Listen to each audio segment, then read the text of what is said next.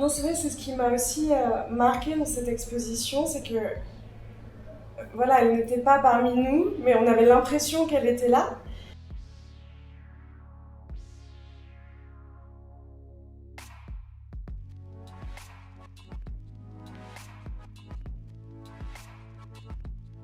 Et moi, quand je le vois, j'ai l'impression qu'on se tient par la main, en fait, se lâche pas.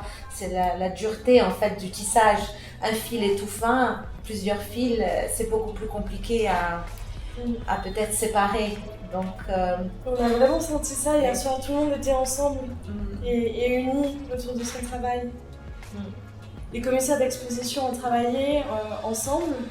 On a vraiment l'impression qu'il y a eu oui, un tissage humain, comme tu dis, qu'il y a quelque chose qui s'est créé en fait pendant l'organisation de l'exposition et avec d'ailleurs toute l'équipe de la fondation. En fait, tout le monde avait l'air très uni autour de ce projet. Tout à fait. On a vraiment l'impression en fait on a pu partager une émotion extrêmement forte. Donc je pense qu'il y a un tissage émotionnel aussi, parce qu'on a tous découvert le travail de Madame Zou hier, pour nous qui sommes venus de l'extérieur de Madagascar, c'était une découverte.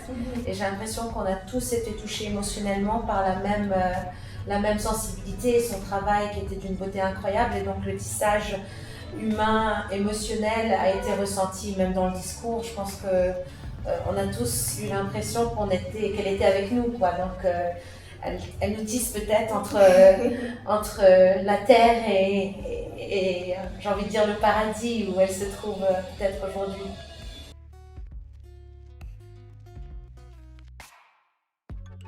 Alors le passage,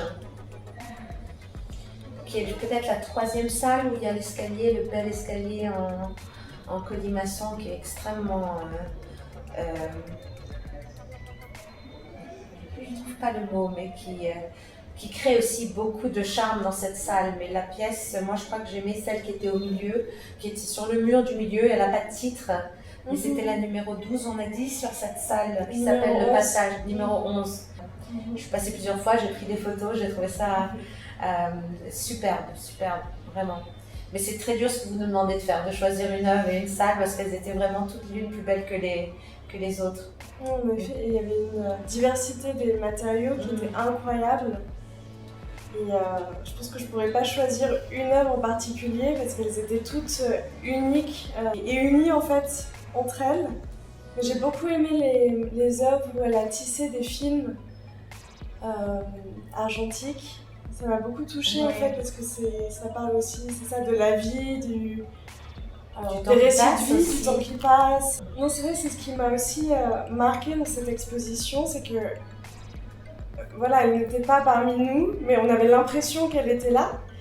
Et tout le monde en fait a vraiment, je sais pas, il y avait un lien très fort entre les gens. Et les artistes en résidence, on a senti en fait qu'ils avaient été très touchés par le travail, qu'il y avait une espèce de compréhension aussi de ce qu'elle avait voulu transmettre et qui, comme tu dis, en fait, continue d'être transmis.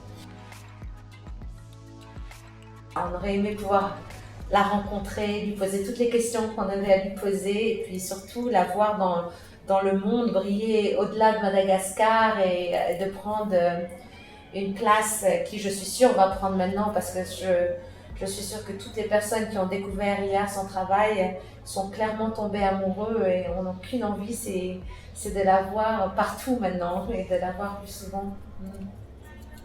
Ce qui a été aussi formidable, c'est qu'il y a beaucoup de gens, on a beaucoup entendu de personnes qui disaient qu'ils ne sont pas habitués en fait à forcément venir dans des expositions, qui n'y connaissent rien en art, mais qu'ils ont été vraiment touchés en fait par son travail et c'est formidable en fait pour un musée comme ça en fait d'être si accessible et de commencer le programme avec une exposition si forte et si